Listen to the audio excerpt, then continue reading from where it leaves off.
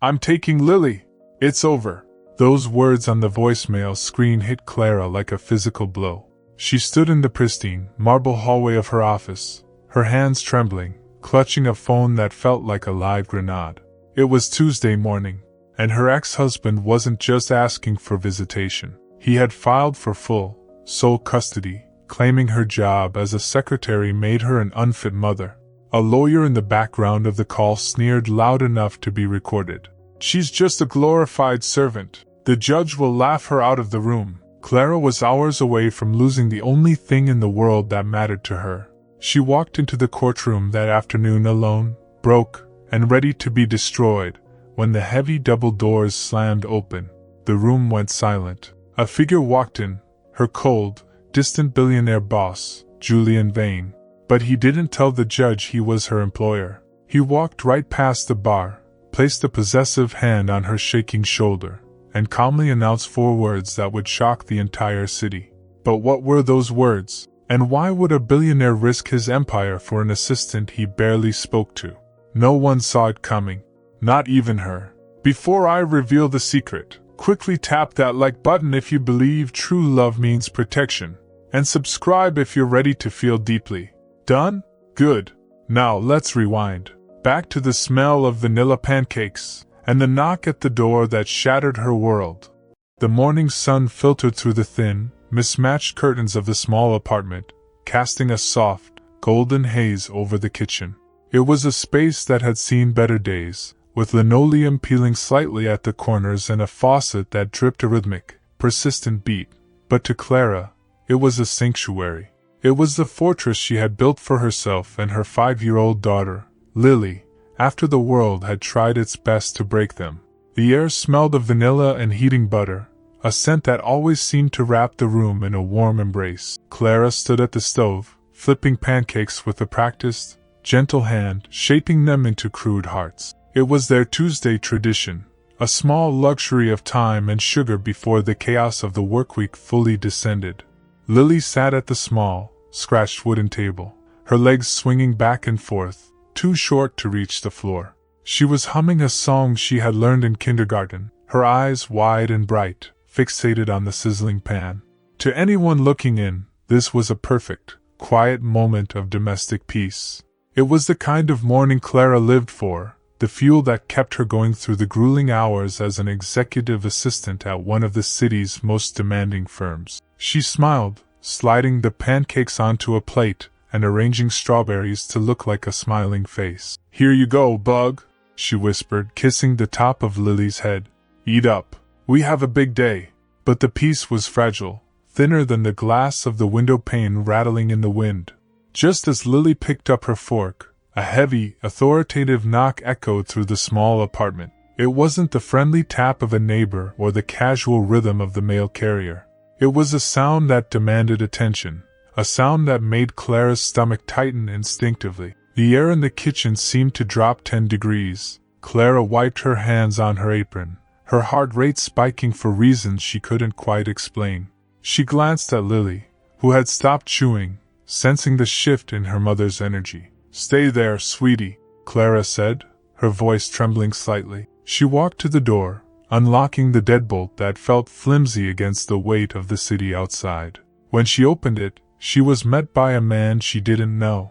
He was dressed in an ill-fitting gray suit, his expression bored, his eyes scanning a clipboard. He didn't look at her face. He looked through her, as if she were just another address on a long list of misfortunes. "Clara Evans?" he asked, his voice monotone. She nodded, unable to find her voice. He thrust a thick manila envelope into her hands. "You've been served." Before she could ask a single question, he turned on his heel and walked away, the heavy thud of his boots on the hallway floor sounding like a countdown. Clara stood frozen in the doorway, the envelope heavy in her hands, vibrating with a silent threat. She closed the door and leaned her back against it, her breath hitching in her throat. Her fingers fumbled with the clasp, tearing the paper open. Inside was a stack of legal documents, the header bold and terrifying. Greg Miller versus Clara Evans. Her eyes scanned the pages, skipping over the jargon until they landed on the words that stopped her heart cold. Petition for full sole custody. the room began to spin. Greg, the man who had walked out on them 3 years ago because he wasn't ready for the noise, was now demanding everything. The text blurred through her tears as she read the accusations. He claimed she was financially unstable. He cited her long hours at vain enterprises as neglect. He painted a picture of a woman unraveling, unfit to raise the child she loved more than life itself. A sob trapped itself in her throat, burning like acid. She looked across the room at Lily, who was happily oblivious, drowning a pancake in syrup. The contrast was a physical blow. The warmth of the kitchen clashed violently with the cold, sterile cruelty of the document in her hand. Greg didn't want Lily. He wanted to hurt Clara. He knew her job was her lifeline, and he was using it against her. If she worked to pay the bills, she was neglectful. If she didn't work, she was unstable. It was a trap designed to crush her. Panic clawed at her chest. She wanted to slide down the door and scream. She wanted to curl into a ball and hide. But the clock on the microwave blinked, a ruthless reminder of her reality. 7:45 a.m. If she was late, her boss, the enigmatic and terrifying Julian Vane, would notice. If she lost this job, Greg's accusations would become true. She was trapped in a nightmare where the only way to save her daughter was to leave her for the day. Clara took a jagged breath, wiping her eyes aggressively. She couldn't crumble. Not now. She had to put on her armor. She walked back to the table, forcing a smile that felt like it was made of glass. "Hurry up, Bug," she said, her voice steady despite the earthquake inside her. "Mommy has to go be a superhero today." She didn't know it yet, but as she reached for her coat, the day wasn't just going to test her strength, it was going to rewrite her entire life. Vane Enterprises did not look like a place where human errors were forgiven. It stood in the center of the financial district, a monolith of steel and tinted glass that seemed to pierce the very clouds hanging over the city. To Clara, stepping out of the subway and looking up at the 50-story tower felt like standing at the foot of a mountain she had to climb without ropes. The transition from the warm, chaotic intimacy of her kitchen to the sterile, refrigerated air of the corporate lobby was jarring. Here, the air smelled of expensive cologne and ozone. The floors were polished marble, so reflective that Clara could see the dark circles under her eyes if she looked down long enough. She tightened her grip on her purse, the leather worn at the edges, and stepped into the elevator. As the numbers climbed, 10, 20, 40, her ears popped, and the knot in her stomach tightened. She was ascending into the domain of gods and monsters, and she was neither. She was just the help. The 50th floor was a study in silence. It was the hush of immense power, where decisions worth billions were made in whispers rather than shouts. Clara walked to her desk, a sleek island of glass situated directly outside the heavy oak doors of the CEO's office. She didn't have time to settle in before the atmosphere in the room shifted. The temperature seemed to drop, the air grew thinner, and the few other assistants in the open-plan area straightened their spines instinctively. Julian Vane had arrived. He moved through the corridor with the predatory grace of a panther in a tuxedo. Julian was a man who didn't just occupy space, he commanded it. He was undeniably handsome, with sharp, aristocratic features and eyes the color of a stormy sea. But there was a coldness to him that kept everyone at arm's length. He was known in the business journals as the Ice Prince, a genius investor who could dismantle a company with a single signature, and felt absolutely nothing while doing it. He didn't offer pleasantries. He didn't ask about weekends. He simply existed to win. As he passed Clara's desk, he didn't stop. He merely extended a hand, expecting the morning briefing file to be placed into it mid-stride. Clara, practiced in this dance, slid the blue folder into his palm without missing a beat. He vanished into his office, the heavy door clicking shut, leaving a vacuum of energy in his wake. Clara exhaled, a breath she felt she had been holding since she woke up. She sat down, her fingers hovering over her keyboard, ready to begin the relentless rhythm of scheduling, emailing, and gatekeeping. But the silence of her workspace was shattered by a violent vibration against her hip. She pulled her phone out, shielding the screen under her desk. Greg. The name flashed like a warning sign. She declined the call. 2 seconds later, it buzzed again, and again.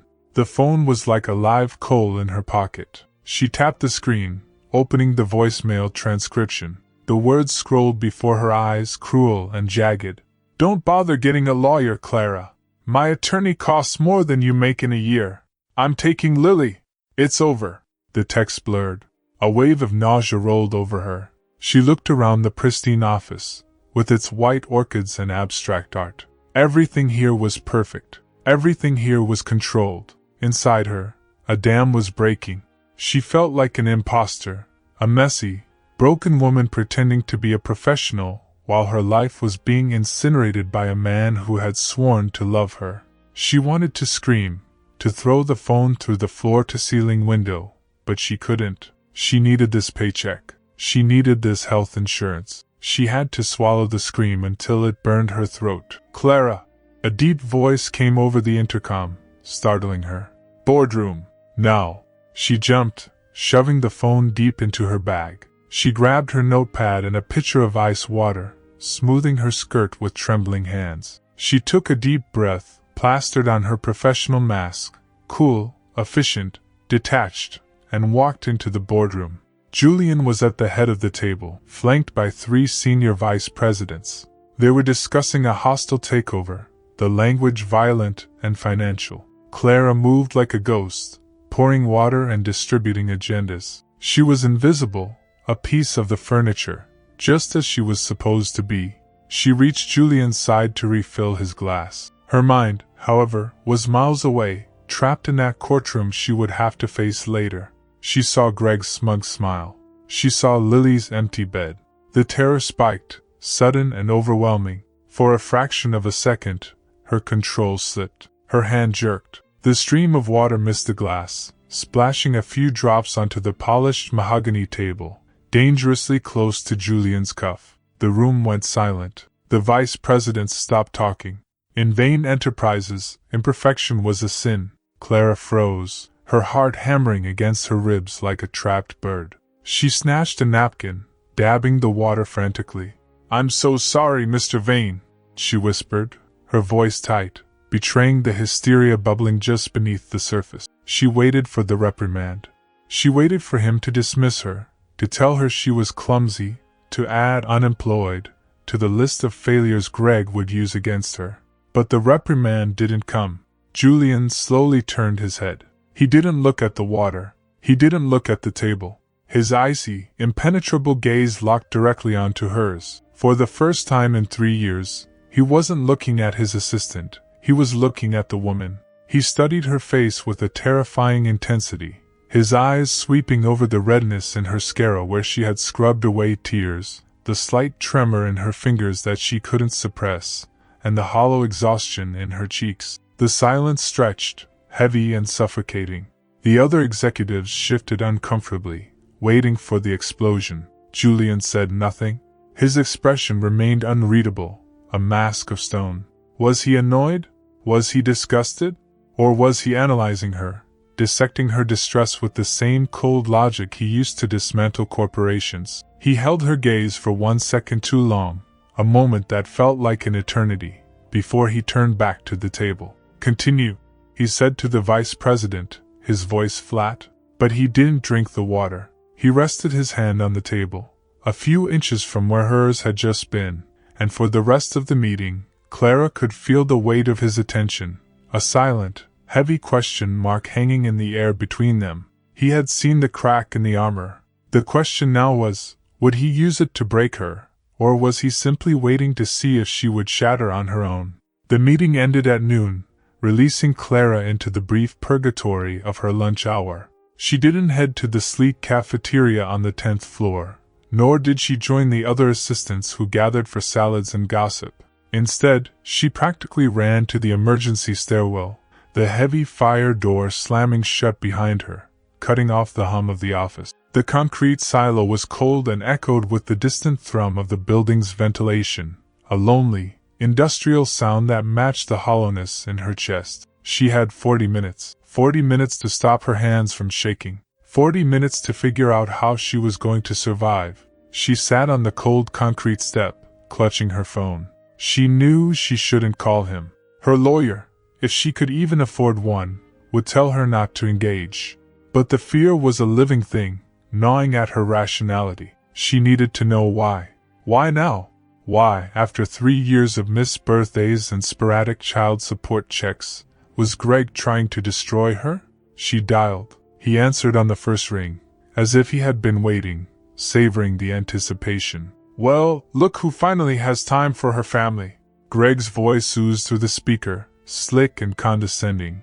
The sound of it made Clara's skin crawl. It was the voice of a man who had once whispered promises to her, now sharpened into a weapon. "Greg, please," Clara whispered, her voice bouncing off the concrete walls. "Why are you doing this? You know Lily is happy. You know I take good care of her. You can't just take her away."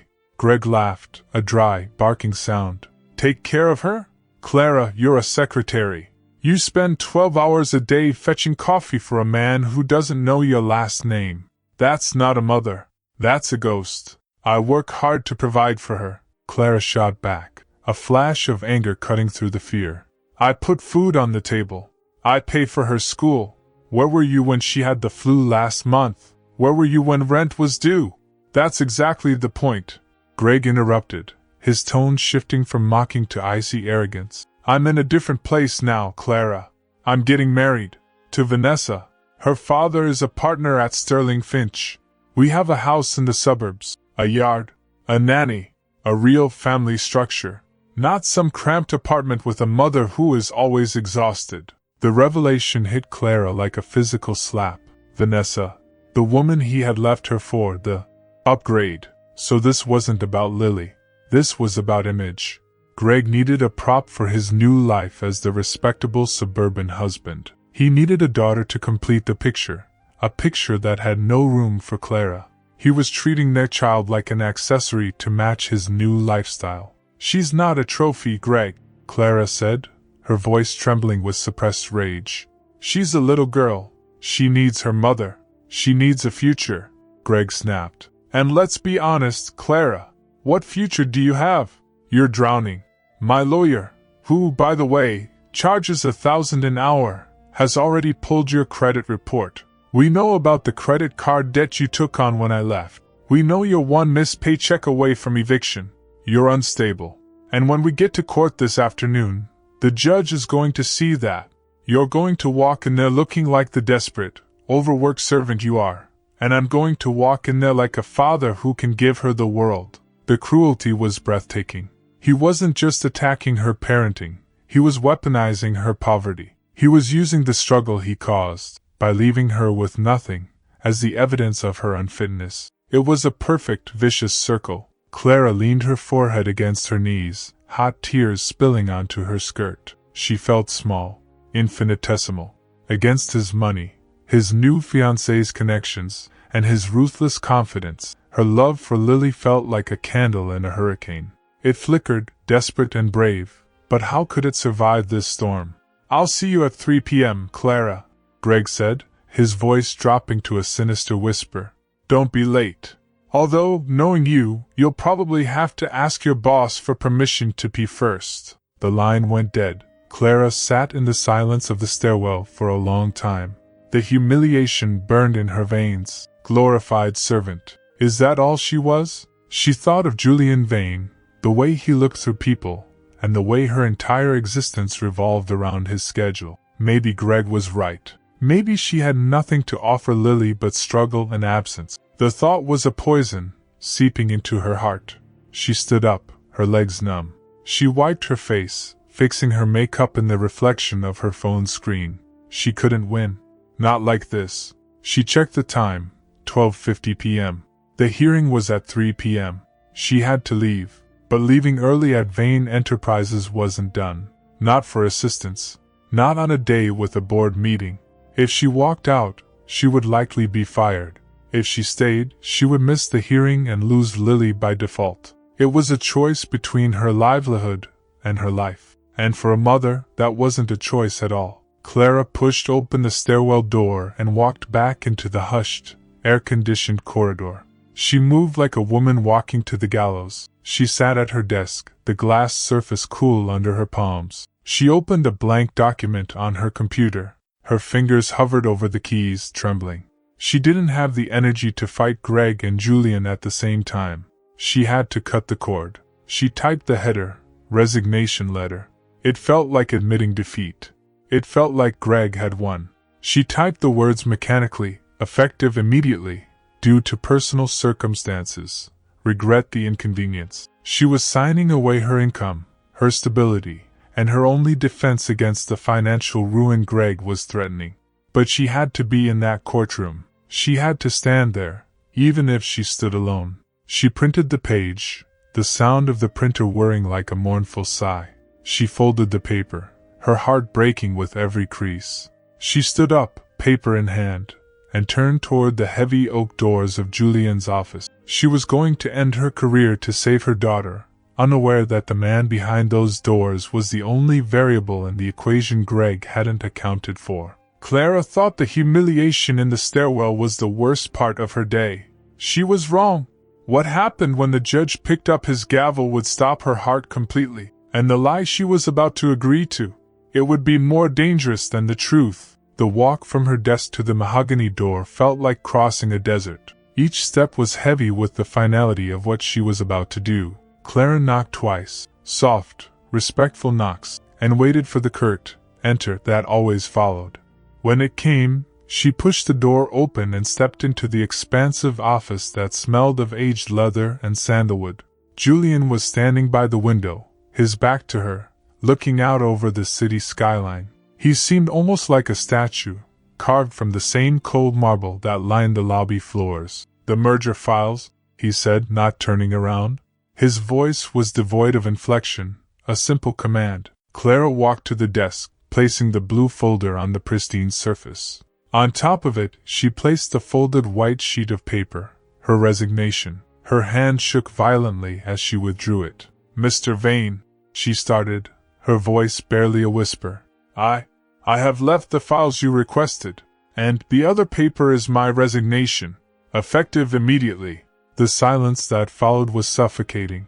Julian didn't move. He didn't speak. For a long, agonizing moment, the only sound was the hum of the central air conditioning. Clara stared at his back, waiting for him to wave a hand of dismissal, to say, "Fine, close the door on your way out." That was how Julian Vane operated. People were resources. When one broke, you replaced it. Slowly, Julian turned. His expression was not the indifferent mask she expected. His brows were knit together, his eyes dark and piercing.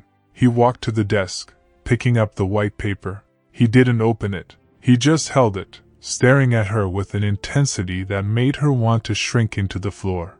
"You are the most efficient assistant I have had in 5 years, he said, his tone low and dangerous. "You do not make mistakes, you do not miss deadlines, and you do not quit in the middle of a Tuesday without a reason." He dropped the paper back onto the desk, unopened. "Sit down."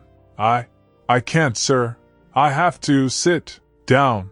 It wasn't a request. It was an order, delivered with the absolute authority of a man who was never disobeyed. Clara's legs gave out, and she sank into the guest chair. She gripped her purse in her lap, her knuckles white. Julian leaned against the edge of his desk, crossing his arms. He loomed over her, not threateningly, but with a sheer, overwhelming presence. "I have watched you all day, Clara. You spilled water in a board meeting. You have been checking your phone every 3 minutes. Your eyes are red. You are shaking." He paused, his gaze dissecting her. "I do not tolerate chaos in my office, but I also do not tolerate lies. Tell me what is happening now." It wasn't kindness. There was no softness in his face. It was a demand for data. He was a problem solver, and she was a glitch in his system. But the directness of it broke something inside her.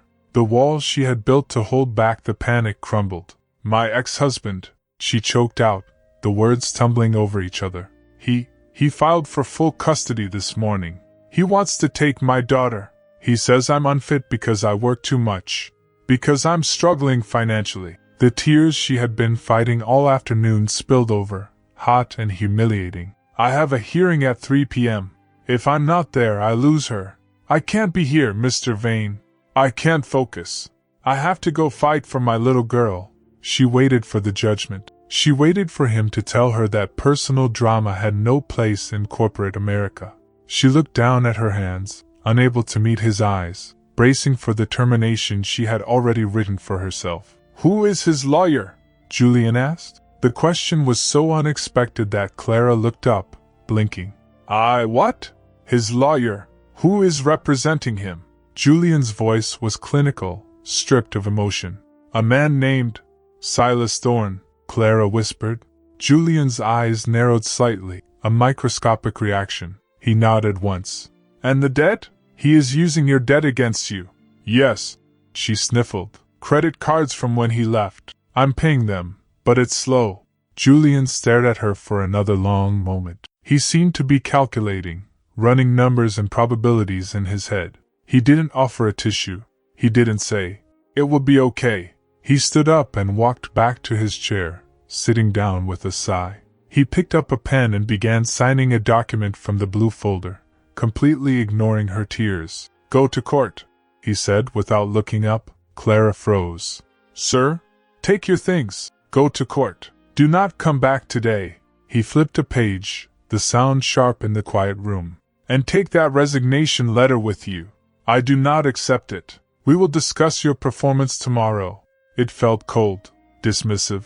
He was sending her away like a nuisance. He hadn't fired her, but he clearly wanted her out of his sight. Clara stood up, her face burning with shame. She grabbed the white paper, crumpled it into her bag, and whispered a broken, "Thank you." She fled the office, feeling smaller than she ever had. She rushed to the elevator, wiping her face, convinced that Julian Vane looked at her with nothing but disdain for her weakness. Inside the office, the heavy door clicked shut. The room was silent again. Julian stopped writing. He slowly put the pen down. He swiveled his chair to face the window, looking out at the sprawling city beneath him. His face was hard, his jaw set in a line of granite. He reached for his private phone, the one only 5 people in the world had the number for. He dialed the number from memory. "Get me legal," he said into the receiver, his voice dropping an octave, becoming something darker, more lethal. "And find out everything there is to know about a man named Greg Miller. I want his financials, his history and his skeletons. And get the car ready. I'm leaving in 10 minutes. He hung up. The Ice Prince stood up and buttoned his jacket. He wasn't just a CEO anymore. He was a predator who had just seen someone threaten what was his. And for reasons he didn't yet understand, Clara, and her chaos, had become his. The family court building was a stark contrast to the glass and steel perfection of Vane Enterprises. It was a place of beige walls, flickering fluorescent lights, and the heavy, damp smell of despair. To Clara, it felt like the belly of a beast designed to digest hope. She sat on a hard wooden bench outside courtroom 4B, her hands clasped so tightly in her lap that her knuckles had turned a translucent white. She was early, but the waiting was its own form of torture. Every time the heavy double doors swung open, the sound echoed like a gunshot in the hallway, making her jump. Then they arrived. Greg walked down the corridor like he owned the building. He was wearing a navy suit that looked new, tailored to hide the softness around his middle.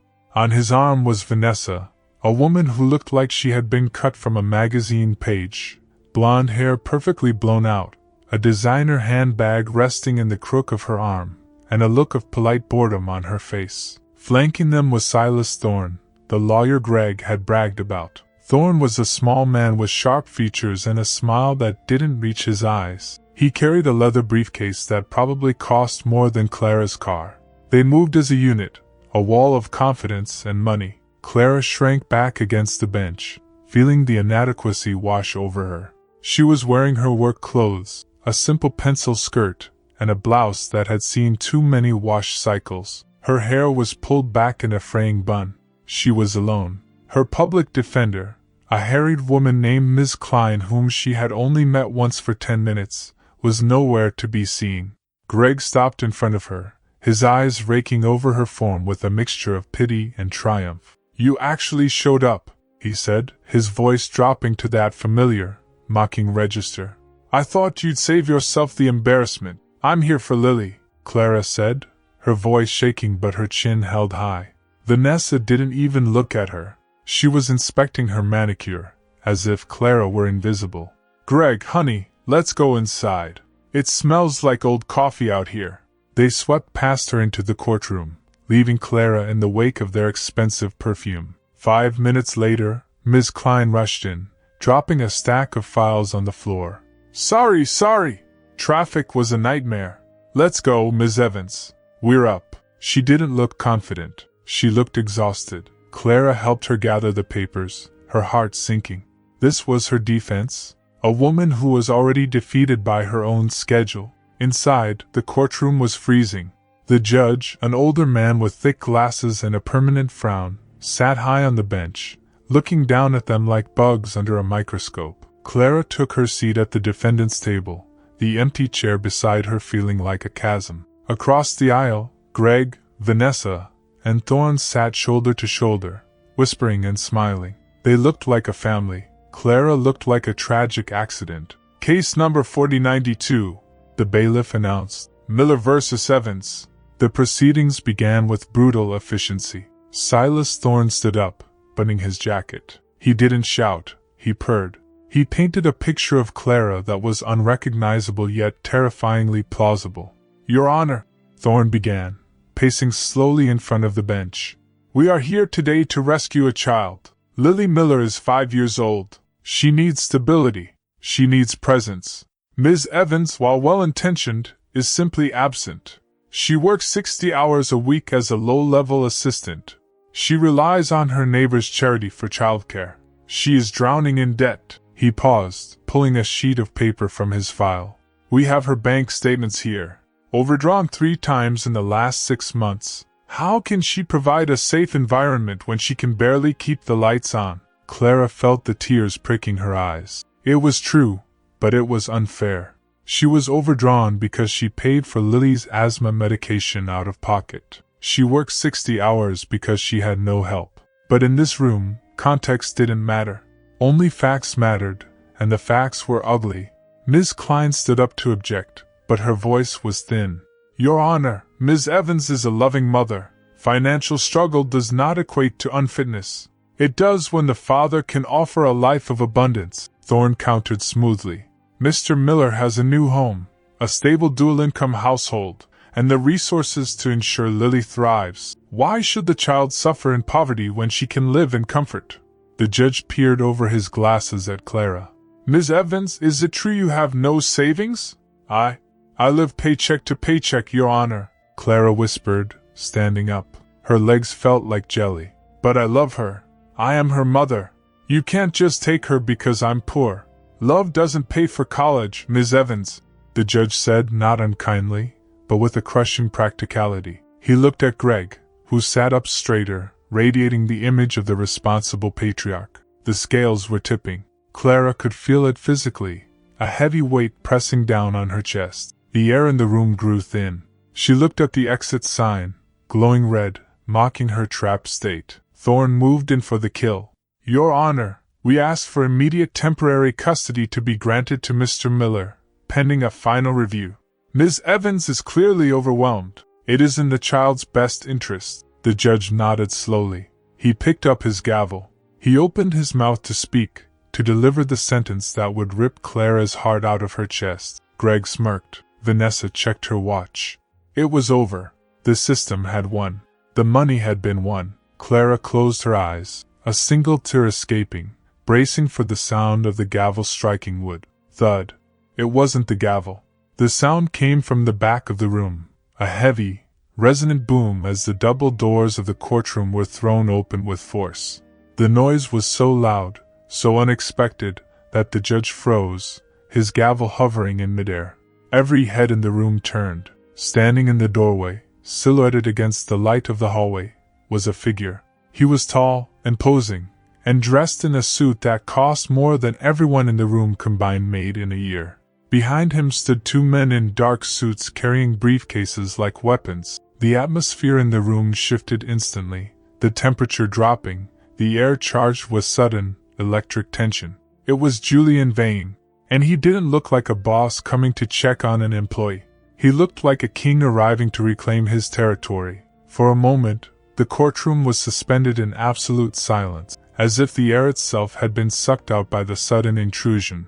The only sound was the rhythmic, deliberate click of Julian Vane's polished Oxfords against the hardwood floor. He didn't rush. He moved with a languid, terrifying confidence, his gaze fixed straight ahead, ignoring the spectators, ignoring the bailiff who had half risen from his chair, and ignoring the stunned expression of Greg Miller. Flanking him were two men who looked less like lawyers and more like executioners in Italian silk. They carried sleek, black briefcases and wore expressions of professional boredom, as if dismantling a family court proceeding was just another Tuesday afternoon task. But it was Julian who commanded the room.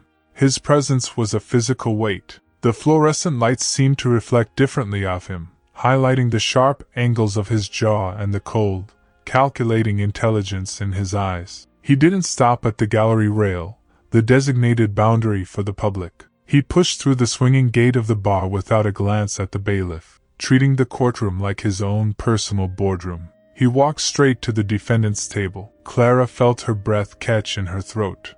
Her heart hammered against her ribs, a frantic bird trapped in a cage.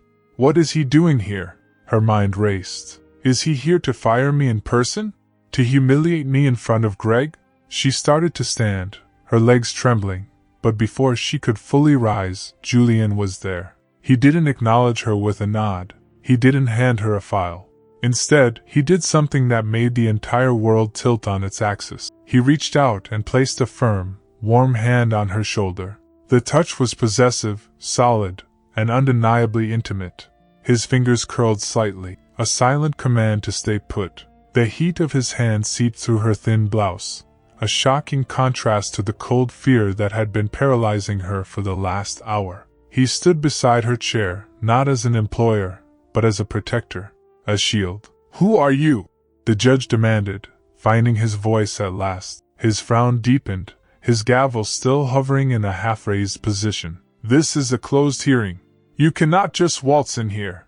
Greg, recovering from his initial shock, stood up, his face flushing with indignation. "Yeah, who the hell is this guy? This is a private family matter." Thorne, his lawyer, squinted, recognizing the cut of the suit and the aura of wealth but unable to place the face immediately. Julian didn't look at Greg. He didn't look at the lawyers. He looked directly at the judge, his expression unyieldingly calm. "My apologies for the delay, Your Honor," Julian said. His voice was smooth, deep, and carried to the back of the room without effort. It was the voice that closed billion-dollar mergers. "Traffic in the city is unforgivable. I asked who you are," the judge repeated, his patience thinning. "Identify yourself, or I will have you removed." Clara looked up at Julian, her eyes wide with panic. She waited for him to say, "I am her employer, and I'm here to offer a character reference." That would be incredible enough. That would be a miracle.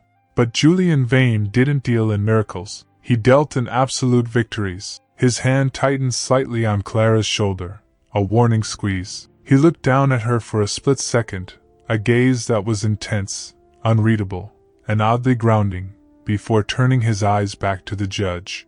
"I am Julian Vane," he announced, the name landing with the weight of a sledgehammer. The judge's eyebrows shot up. Everyone knew the name Vane. It was on the skyline. It was in the hospital. It was on the news. "And," Julian continued, his voice dropping to a register of absolute conviction, "I am Clara's husband." The silence that followed was louder than a scream. Clara's lungs forgot how to work. Her vision swam. Husband? The word echoed in her brain, nonsensical and impossible. She opened her mouth to speak, to correct him, to ask if he had lost his mind, but Julian's fingers dug into her shoulder again, harder this time. "Play along." The message was transmitted through his grip, electric and undeniable. "And," Julian added, turning his head slowly to look at Greg for the first time, his eyes cold enough to freeze fire, "I am the stepfather and father figure to the child in question." Greg's jaw dropped. "What? That's a lie." She's not married. She's a secretary, he sputtered, looking frantically at his fiancée, Vanessa, who looked equally bewildered. Clara, tell them who he is. Julian ignored the outburst. He gestured to the two lawyers behind him. My counsel, Mr. Sterling and Mr. Davis, are here to file an appearance on behalf of my wife and myself. We are also filing a motion to dismiss the petitioner's request for custody based on fraudulent claims regarding the mother's financial stability. One of the lawyers stepped forward, placing a thick, leather-bound folder on the judge's bench with a soft, authoritative thud. Your Honor, documents verifying the marriage and the joint assets of the couple. You will find that Mrs. Vane, the name sounded alien and thrilling in the quiet room, is not, as the petitioner claims, financially unstable. In fact, she has access to significant resources that ensure the child's welfare is far beyond adequate. The judge picked up the folder, his skepticism warring with the sheer quality of the presentation. He opened it, flipping through pages. Clara watched, terrified. What was in there? Forged documents? A fake license? How far was Julian willing to go? And why? Why would he do this? This is ridiculous, Greg shouted, losing his composure. She was crying on the phone to me 2 hours ago. She's broke. This is a trick. Mr. Miller, sit down, the judge barked, his eyes glued to the documents. He looked up at Julian, then at Clara. His gaze was different now. The pity was gone. The annoyance was gone. It was replaced by a respectful confusion. Mr. Vane, these documents, they seem in order. But why was this not disclosed earlier? Why did Ms. Evans, Mrs. Vane, come in here with a public defender? Julian didn't blink. He looked down at Clara, and his expression softened. It was a performance, Clara knew, but it was so convincing it made her heart skip. He brushed a stray lock of hair from her forehead, his touch lingering.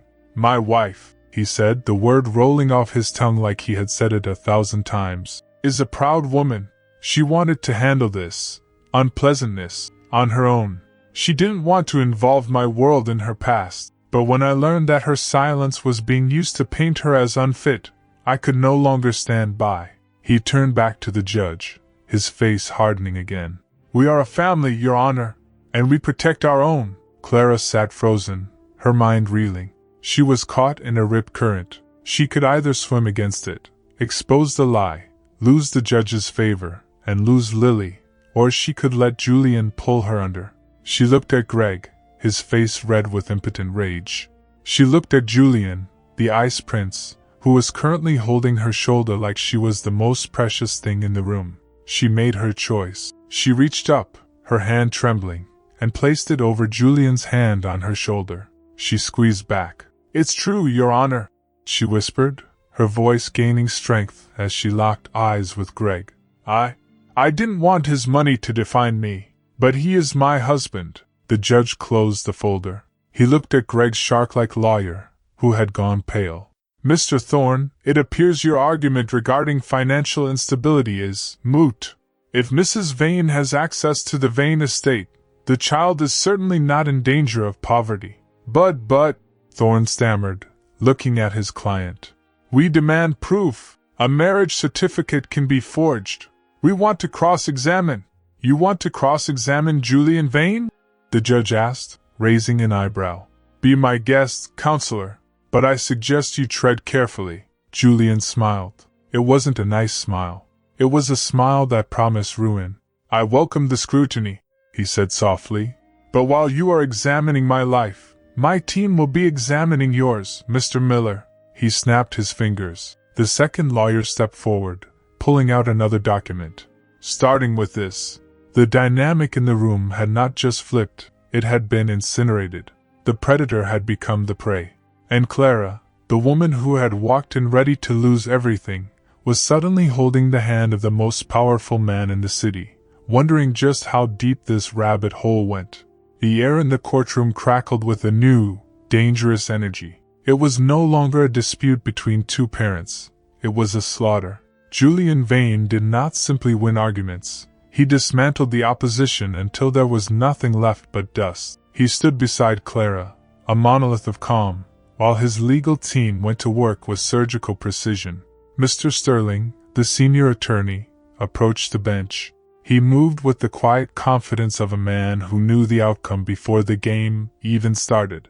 "Your Honor," Sterling began, his voice smooth and measured, "we have established that the financial basis for this petition is invalid.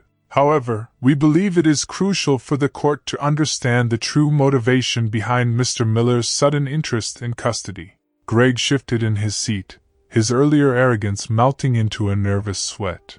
He tugged at his collar. Vanessa, sensing the shift, uncrossed her legs and leaned away from him slightly, a subtle but telling distance. "Mr. Miller claims my client is unstable," Sterling continued, opening a black file. "Yet, in the last 2 hours, our investigators have uncovered some troubling discrepancies in Mr. Miller's own life." "Objection!" Thorne shouted, jumping up. "Relevance! This hearing is about Ms. Mrs. Vane's fitness." "Overruled," the judge said, leaning forward. He was captivated. "Go on, Mr. Sterling." "Thank you, Your Honor." Sterling handed a document to the bailiff to pass to the judge. "This is a record of Mr. Miller's online gambling activity over the last 18 months. As you can see, he currently carries a debt of $45,000 to 3 different offshore casinos." Clara gasped softly. She looked at Greg, shocked, widening her eyes. "45,000? She whispered. Greg turned beet red. "That's private. That has nothing to do with my daughter." "It has everything to do with your daughter," Julian spoke up. His voice wasn't loud, but it cut through the noise like a blade. He didn't look at the judge. He looked directly at Greg. "Because you aren't here for Lily. You're here because your fiancé's father, Mr. Sterling, who informed me he is a partner at Sterling Finch, has a trust fund clause for his grandchildren. You don't get the full payout unless you present a stable family unit. You need Lily to unlock your new wife's money to pay your debts." The room went dead silent. The revelation hung in the air, ugly and undeniable. Vanessa gasped, turning to Greg with horror written all over her face. "Greg? Is that true? You said you just missed her," Greg stammered, his face crumbling. "No! Nessie, baby, don't listen to him. He's lying. He's just some rich guy trying to bully us." "I do not lie," Julian said coldly. "And I do not bully. I will expose myself." Julian took a step forward, leaving Clara's side for the first time to approach the bar.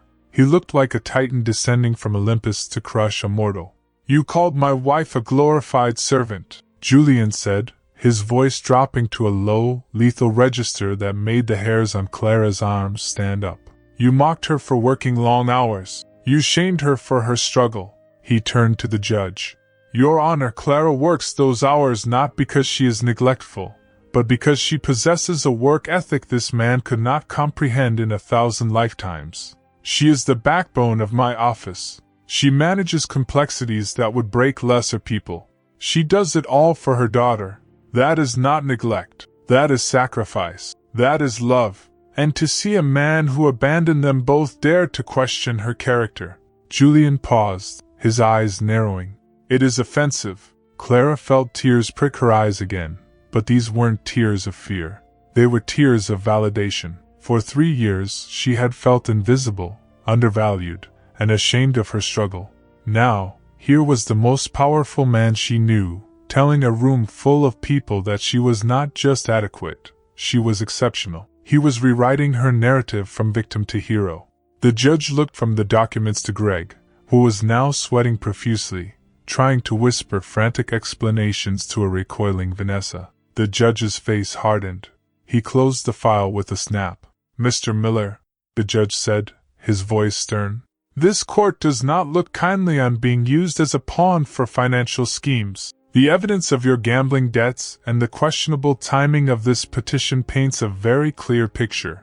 "But, Your Honor," Thorne tried to intervene, but he looked deflated. He knew a sinking ship when he was on one. "Enough," the judge barked. "The petition for sole custody is denied. Furthermore, based on the evidence of financial instability on your part, Mr. Miller, I am suspending your unsupervised visitation rights until you can provide proof of debt resolution and counseling." "What?" Greg shrieked. You can't do that. I just did, the judge said. And if you waste this court's time again with frivolous filings against Mrs. Vane, I will hold you in contempt. Petition dismissed with prejudice. The court is adjourned. The gavel came down. Bang. It was over. Just like that. The nightmare that had consumed Clara's morning was vaporized. Greg stood there, mouth agape. Vanessa stood up, grabbed her handbag, and stormed out of the courtroom without waiting for him. Don't follow me, Greg, she hissed as she passed the bar. Greg looked at Clara, his eyes filled with hate and confusion, but when his gaze flicked to Julian, he shrank. He grabbed his coat and scurried after his lawyer, defeated. Clara sat there, unable to move. She felt lightheaded. The relief was so intense it was dizzying. She looked up at Julian. He was buttoning his jacket, his face returning to its usual mask of impassive calm, as if he hadn't just destroyed a man's life in 10 minutes. He extended a hand to her. Come, he said simply. We are leaving. Clara took his hand. It was warm and steady. She let him lead her out of the courtroom, past the stunned bailiff, past the empty benches. They walked down the hallway, the sound of their footsteps echoing in sync. She felt safe. For the first time in years, she felt completely, utterly safe. But as they pushed through the heavy double doors and stepped out into the cool, late afternoon air of the courthouse steps, the adrenaline began to fade, replaced by a creeping, cold realization. She stopped, pulling her hand away gently. The sun was setting, casting long shadows across the pavement. She looked at Julian, really looked at him. You lied, she whispered. Her voice trembled. You told the judge we were married. You forged documents. Julian stopped and turned to face her. He didn't look repentant. He looked at her with that same intense, calculating gaze. I did what was necessary to secure the outcome. The documents will hold up to scrutiny for as long as we need them to. As long as we need them to? Clara repeated, her heart starting to race again. Julian, Mr. Vane, that was perjury.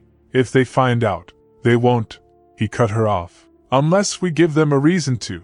He took a step closer, invading her personal space again. The air between them crackled. Greg will appeal if he thinks this was a trick. He will watch us. He will wait for a slip-up. For this to work, for you to keep your daughter safe permanently. This cannot be a lie that ends in the courtroom. Clara stared at him, her breath hitching. What are you saying? I'm saying, Julian said, his voice low and velvety, that you and I are now married in the eyes of the law and the public, and we need to start acting like it. He gestured to the sleek black limousine idling at the curb. The driver held the door open. Get in, Clara. We have a lot to discuss. Clara looked at the car, then back at the courthouse. She had won the battle, but she had just signed a contract with the devil. Or perhaps, something far more dangerous. A husband she didn't know. She took a deep breath, stepped toward the car, and slid into the darkness of the back seat, leaving her old life on the sidewalk. They had won the battle, but the war was just beginning. As the car door closed, shielding them from the world, Julian revealed the one thing Clara never expected. This wasn't just a legal strategy, and the mistake of moving into his penthouse? It was about to blur lines that could never be redrawn. The interior of the limousine was a world away from the gritty reality of the courthouse. It was quiet, cocooned in soft leather and tinted glass that turned the chaotic city outside into a muted film reel. The air smelled of Julian, expensive, crisp, and undeniably masculine. Clara sat pressed against the door, her hands still trembling in her lap. The adrenaline that had sustained her through the confrontation was crashing, leaving her feeling hollowed out and shaky. She stared at the partition separating them from the driver, her mind replaying the last hour on a loop. My husband. The words felt like a fever dream. Julian sat on the opposite bench, his long legs stretched out, his demeanor relaxed in a way she had never seen in the office. He had loosened his tie, unbuttoning the top button of his shirt, a small act of informality that felt shockingly intimate. He wasn't looking at his phone. He wasn't reading a brief. He was watching her. The silence stretched, thick and heavy, charged with the electricity of what they had just done. You're shaking, Julian said softly. It wasn't an observation of weakness this time. It was a statement of concern. Clara let out a breath she didn't know she was holding. She turned to look at him. I don't know what to say. I don't know how to thank you. But, Julian, you committed a crime. For me. For an assistant. You are not just an assistant, Clara. He corrected her, his voice low. Why? She asked, the question bursting out of her. Why would you risk your reputation, your company, everything, for my daughter? You don't even like children. You hate noise. You hate messes. Julian looked away for a moment, staring out the darkened window. When he looked back, the mask of the ice prince was gone. In its place was something raw, something human. I do not hate children, he said quietly. I hate inefficiency. I hate waste. But what I hate more than anything is a bully. He leaned forward, resting his elbows on his knees, closing the distance between them. I listened to you on the phone in the stairwell today. I didn't mean to, but I heard you. I heard a man trying to break a woman who has given everything to build a life from nothing. I watched you wipe your tears and come back to your desk to work, to serve me, while your world was ending. Clara felt a lump form in her throat. He had heard. He had seen. I have spent my life surrounded by people who want things from me, Julian continued, his gaze intense. People who smile at my face and plot behind my back. But you have never asked me for anything. You show up. You work. You endure. I respect that, Clara. More than you know. He reached across the space between them. His hand, large and warm, covered hers where it rested on the leather seat. The contact sent a jolt through her, not of fear, but of something else. A sudden, sharp awareness of him as a man. His thumb brushed over her knuckles, a gesture that was tender, almost reverent. And when I walked into that courtroom, he murmured, his eyes locking onto hers, and I said I was your husband, it didn't feel like a lie. It felt correct. Clara's heart skipped a beat. She stared at him, wide-eyed. Julian, I have been alone at the top of that tower for a long time, Clara, he confessed, his voice rough with emotion. Seeing you fight for your daughter, it woke something up in me. I realized I have billions of dollars, but I have no one who would fight for me like that. I wanted to be the one standing beside you. I wanted to be the one protecting you. The romantic tension in the car was palpable, a physical weight. The lines between employer and employee had been erased, replaced by the raw connection between a man and a woman who had just gone to war together. Clara felt a flush rise to her cheeks. She didn't pull her hand away. But we have a problem, Julian said, his tone shifting slightly back to practicality, though he didn't let go of her hand. Greg is desperate, and he is vindictive. If he finds out this marriage is a sham, he will use it to destroy us both. He will claim fraud. He will take Lily, and I will go to prison. Clara's stomach dropped. So what do? We make it real, Julian said. Not legally. We have the documents covered, but in every other way that matters. We need to be seen together. We need to live together. Live together? Clara squeaked. You and Lily cannot stay in that apartment. It's not secure, and it doesn't fit the narrative of a billionaire's wife. You will move into the penthouse. Tonight. Tonight? Tonight, he confirmed. We have to sell this, Clara, for 6 months. Maybe a year, until Greg moves on or the custody order is cemented in stone. We have to be a family. He squeezed her hand, his grip firm and reassuring. I know it is asking a lot, but I promise you, I will keep you safe. I will keep Lily safe. You will never have to worry about a process server at your door again. Clara looked at him, this powerful, terrifying, surprisingly gentle man. She thought of Lily's safety. She thought of the warm, secure penthouse versus her drafty apartment. And looking into Julian's eyes, she realized that moving in with him didn't feel like a sentence. It felt like the beginning of something she had been afraid to dream of. Okay, she whispered. Okay, we'll do it. Julian smiled, a real, small smile that reached his eyes. Good, then let's go home. The transition from the cramped, drafty apartment to the sprawling penthouse atop the Vane Tower was like stepping onto another planet. At first, the space felt too large, too cold.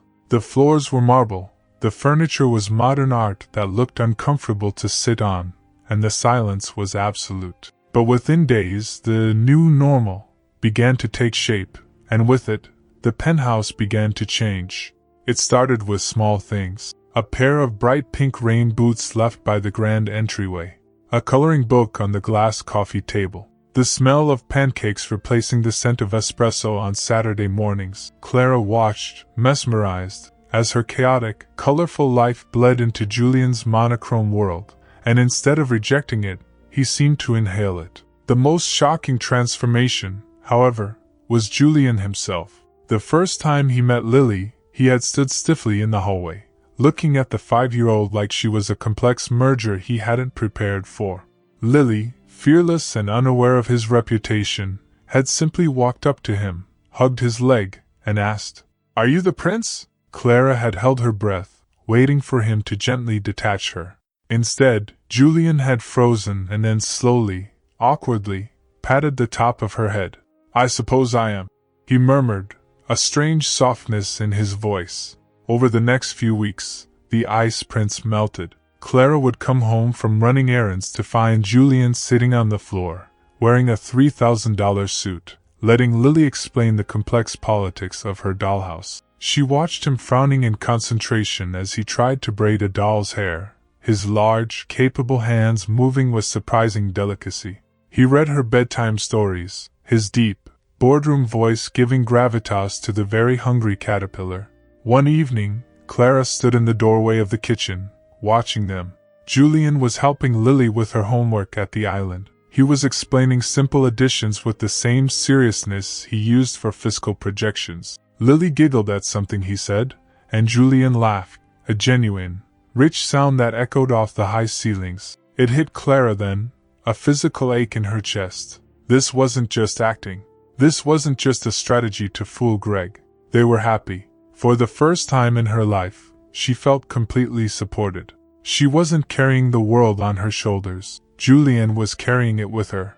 Dinners became their ritual. They would sit at the table, no longer the long, formal dining table, but the cozy breakfast nook, and talk, not about work, but about life. Julian asked about her childhood, her dreams, and her favorite books. He listened with an intensity that made her feel like the most interesting person in the world. "You should have been an artist," he said one night, looking at a sketch she had doodled on a napkin.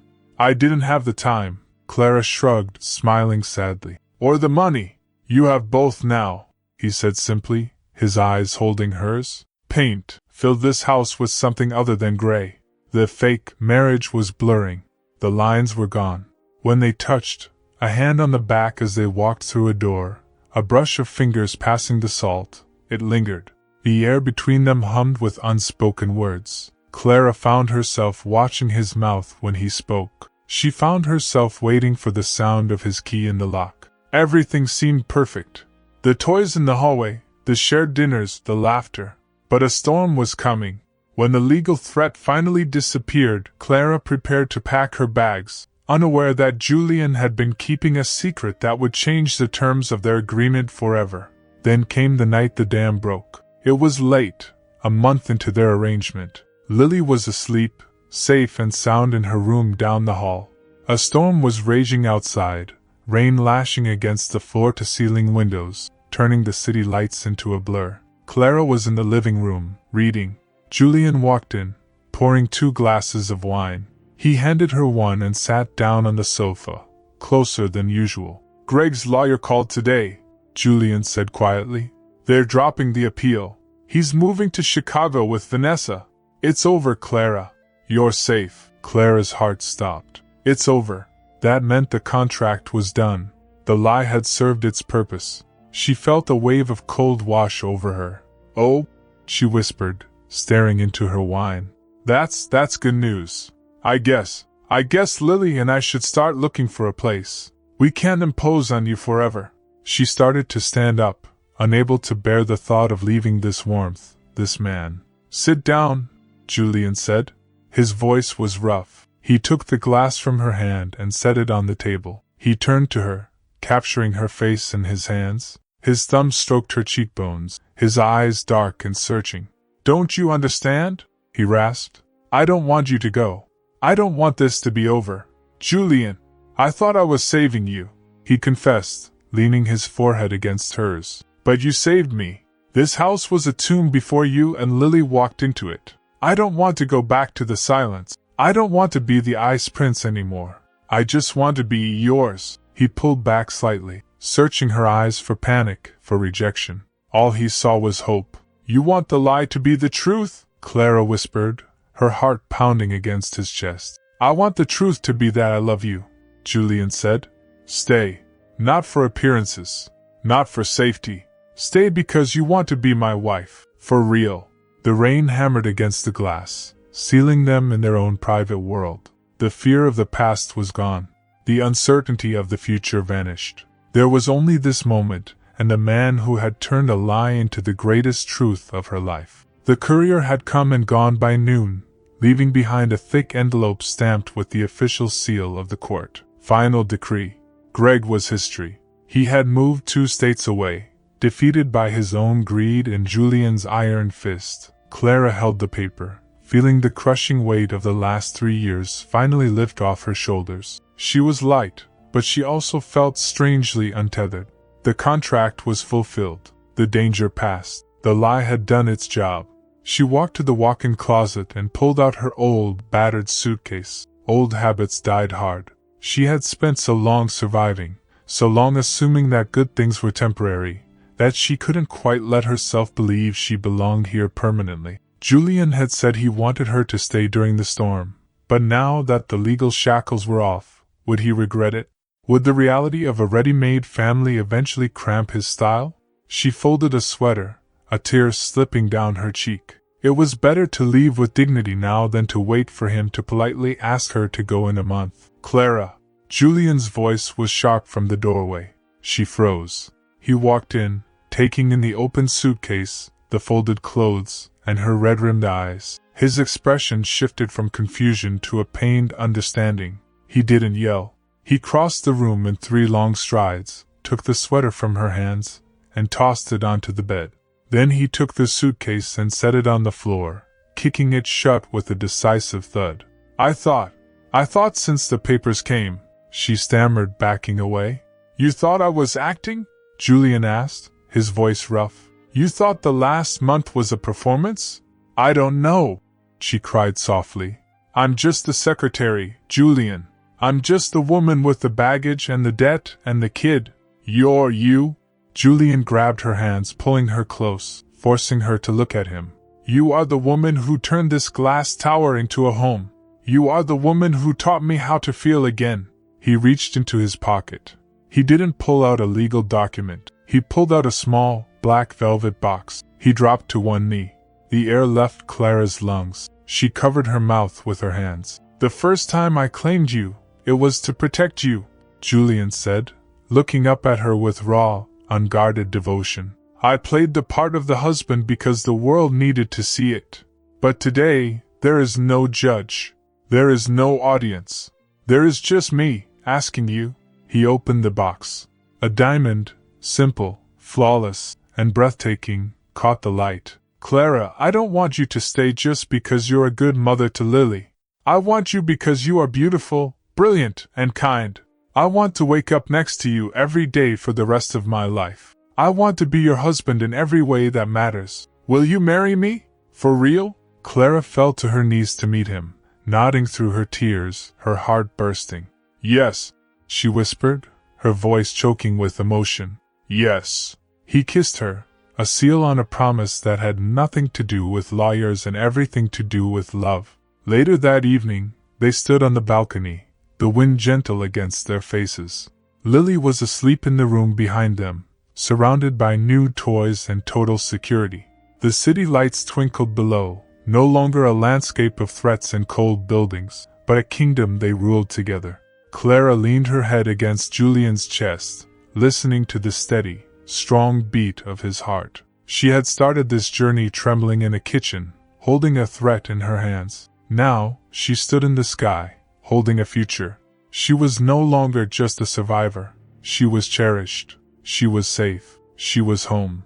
If this story touched your heart, If it made you believe that there are people out there who will stand by you when the world walks away, share it with someone who needs hope tonight. Like this video so more hearts can find this healing. And subscribe if you want more stories where love is the ultimate shield. I'll see you in the next one. Take care of your heart.